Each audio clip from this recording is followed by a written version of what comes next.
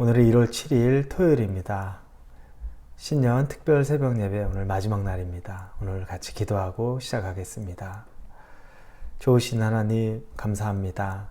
한 주간을 하나님 주시는 말씀으로 다시 우리가 결단하는 마음, 또 하나님이 우리에게 도전하시는 것들을 받고 또 하나님의 감동으로 살아가기를 작정하는 마음으로 일주일을 보냈습니다. 오늘은 신년 특별 새벽 예배 마지막 날입니다. 여전히 하나님은 우리에게 말씀하시고 우리가 2023년을 살아갈 때 하나님과 동행하는 사람은 어떤 사람인지에 대해서 하나님이 우리에게 말씀해 주실 때 우리 안에 은혜가 있게 하시고 감동이 있게 하시고 결단이 있게 하시고 변화가 있게 하여 주옵소서. 하나님 한 분으로 충분히 기쁘고 즐겁고 만족스러운 하루를 살기를 원합니다. 예수님의 이름으로 기도합니다. 아멘. 오늘 말씀은 열왕기 상입니다. 18장 16절에서 24절까지의 말씀입니다. 열왕기 상 18장 16절에서 24절입니다. 열왕기 상 18장 16절부터 우리 같이 읽겠습니다. 오바댜가 가서 아합을 만나 그에게 말하매 아합이 엘리야를 만나러 가다가 엘리야를 볼 때 아합이 그에게 이르되 이스라엘을 괴롭게 하는 자여 너냐? 그가 대답하되 내가 이스라엘을 괴롭게 한 것이 아니라 당신과 당신의 아버지의 집이 괴롭게 하였으니 이는 여호와의 명령을 버렸고 당신이 바알들을 따랐음이라. 그런즉 사람을 보내 온 이스라엘과 이세벨의 상에서 먹는 바알의 선지자 450명과 아세라의 선지자 400명을 갈멜산으로 모아 내게로 나오게 하소서. 아합이 이에 이스라엘 모든 자손에게로 사람을 보내 선지자들을 갈멜산으로 모으니라. 엘리야가 모든 백성에게 가까이 나아가 이르되 너희가 어느 때까지 둘 사이에서 머뭇하려느냐? 여호와가 만일 하나님이면 그를 따르고 바알이 만일 하나님이면 그를 따를지니라 하니 백성이 말 한마디도 대답하지 아니하는지라. 엘리야가 백성에게 이르되 여호와의 선지자는 나만 홀로 남았으나 바알의 선지자는 450명이로다. 그런즉 송아지 둘을 우리에게 가져오게 하고 그들은 송아지 한 마리를 택하여 각을 떠서 나무 위에 놓고 불은 붙이지 말며 나도 송아지 한 마리를 잡아 나무 위에 놓고 불은 붙이지 않고 너희는 너희 신의 이름을 부르라. 나는 여호와의 이름을 부르리니 이에 불로 응답하시는 그가 하나님이니라. 백성이 다 대답하되 그 말이 옳도다 하니라. 아멘. 오늘 본문은 엘리야의 이야기입니다. 이 배경에는 북이스라엘 왕인 아합이 등장하죠. 아합의 아내는 이세벨이고 이세벨은 아주 악녀로 유명합니다. 이 이세벨이 아합과 결혼하면서 그 북이스라엘에 아주 더러운 이방신들이 많이 들어옵니다. 그러면서 바알과 아세라 등등 그런 이방의 신들을 아주 음란하게 섬기는 것이 그 당시 이스라엘 사람들의 모습입니다. 왜냐하면 그들의 제사 방식 자체가 음란합니다. 그들은 제사를 드리는 동안에 여자 제사장들이 남자들과의 그런 어떤 성적인 접촉 등을 통하여서 제사를 드리고 그래서 그 제사의 맛을 들인 이스라엘 남자들은 그 제사가 있기만을 기다리는 거죠. 온통 육체로 마음으로 죄로 가득 더러워지도록 만들어 놓은 겁니다.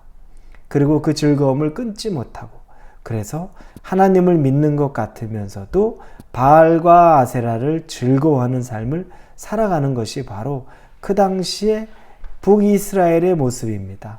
하나님이 당연히 그들을 질책하기를 원합니다. 하나님의 사람 엘리야가 있습니다. 엘리야가 아합에게 아주 암적인 존재처럼 보이죠. 바른 말을 하고 하나님의 영광을 나타내니 아합은 엘리야를 미워하지만 한편으로 두려워합니다. 하나님의 사람인 걸 알죠.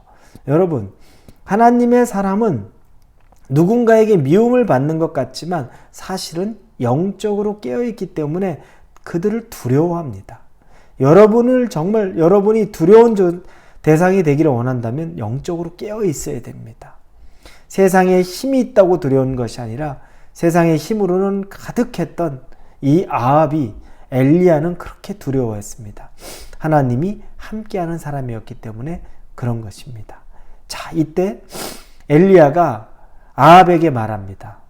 바알 제사장 450명과 아세라 제사장 400명, 그래서 950명을 데리고 와라. 그리고 나서 자기와 다투자고 말하는 겁니다. 850명이죠. 그리고 자기와 다투자는 겁니다. 자기는 한 명, 하나님의 사람은 한 명인데 850명과 한 명이 싸우게 하자는 겁니다. 방법은 송아지 2마리를 가지고 와서 각을 떠서 각각의 제단 위에 올려놓고 그리고 불은 붙이지 않는 겁니다. 대신 거기에 불을 내리는 신이 하나님이다. 이런 제안을 하게 되는 거죠. 이렇게 해서 이제 서로가 어떤 하나님이 정말 역사할 것인가를 놓고 기다리는 겁니다. 그런데 바알 선지자들이 아무리 해도 불이 붙지 않습니다. 난리를 쳐도 불이 붙지 않고 온몸에 자기 몸에 학대를 해도 불이 붙지 않습니다. 당연하죠. 바알은 하나님이 아니니까요. 여러분, 가짜가 진짜처럼 보여도 가짜는 가짜입니다. 진짜가 될 수 없는 겁니다. 아무리 비슷하게 보여도 진짜는 될 수가 없는 거죠. 하나님은 진짜인데 바알은 가짜이기 때문에 그렇습니다. 이제 엘리야의 차례가 왔습니다. 엘리야가 가장 먼저 한 것은 무엇일까요? 그것은 30절에 보니까 18장 30절입니다. 엘리야가 모든 백성을 향하여 이르되 내게로 가까이 오라. 백성이 다 그에게 가까이 가매 그가 무너진 여호와의 제단을 수축하되.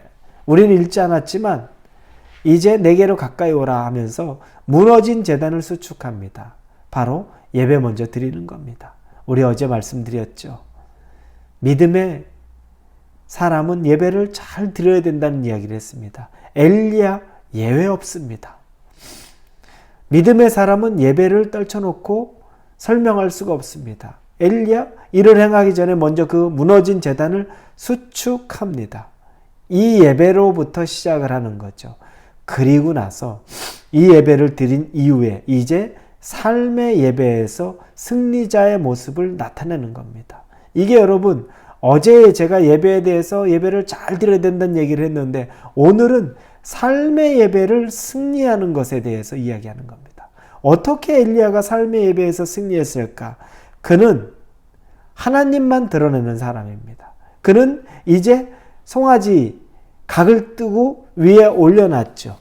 그런 다음에 그가 하나님에게 기도합니다. 그리고 기도하기 전에 그는 뭘 했냐면 물을 4동이를 받아와다가 그 각든 송아지 제단 옆에 깊은 웅덩이를 팝니다. 그리고 그 위에 물로 흠뻑 나무 위에 송아지 위에 물을 적십니다. 얼마나 물을 적셨는지 그 옆에 웅덩이에 물이 다 찰 정도입니다. 그리고 나서 그는 의도적으로 물을 가득 채운 다음에 하나님 앞에 기도합니다. 하나님, 기적을 내려주십시오. 그래서 하나님이 일하신 것을 보여주십시오. 여러분, 예배를 잘 드리고 이제 삶의 예배를 드리는 사람 속에는 하나님만 드러내는, 하나님만 나타내고자 하는 모습이 엘리야를 통해 보니 있습니다. 우리에게 이것이 도전돼야 됩니다. 여러분, 우리가 드러나려고 하는 게 아니라 하나님의 역사하시는 것들을 삶 속에서 드러내는 삶을 살아야 됩니다. 하나님은 반드시 역사하시고 삶 속에서 나타내실 겁니다. 그렇게 하자 진짜 기적같이 하나님께서 일하기 시작하는 겁니다. 그래서 불이 내려와서 그 불이 가득 채우기 시작합니다. 결국에 정말로 다 태웠죠. 그런데 이 일이 일어나기 전에 엘리야가 오늘 본문에 21절에 보니까 이스라엘 백성들에게 호되게 질책하는 장면이 나옵니다. 21절입니다. 엘리야가 모든 백성에게 가까이 나아가 이르되 너희가 어느 때까지 둘 사이에서 머뭇머뭇하려느냐. 여호와가 만일 하나님이면 그를 따르고 바알이 만일 하나님이면 그를 따를지니라 하니 백성이 말 한마디도 대답하지 아니하는지라.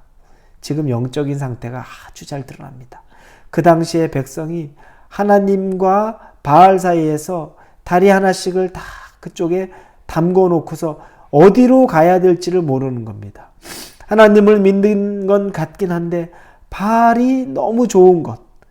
그래서 그것을 떼어내지를 못하고 거기서 어느 한쪽을 선택하지 못하고 주저주저하고 있는 모습. 그걸 엘리야가 질책을 하는 겁니다.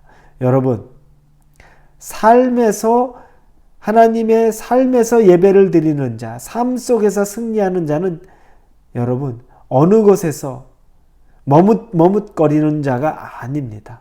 분명한 선택을 하는 사람입니다.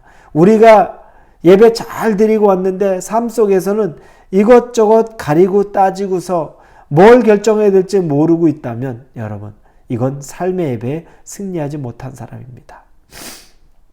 2023년이 되면서 우리가 한 주간의 말씀을 통해서 오늘 마무리하면서 이 말씀을 통해 우리가 도전되기를 원하는 것은 여러분 2023년은 세상에 발 하나 담궈두고 하나님에게 발 하나 담궈두고 머뭇머뭇거리면서 어디를 따라가야 될까?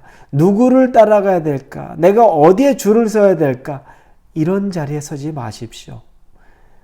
지금까지 그렇게 살아왔다면 이 눈치 저 눈치 보고서 예배 드릴 때는 하나님 말씀 맞는 것 같은데 나오고 나니까 세상에서 그 재미에 또 세상의 유혹에 또 세상의 두려움에 휩싸여서 어찌할 바를 모르고 있는 삶, 이제는 그렇게 살지 마십시오.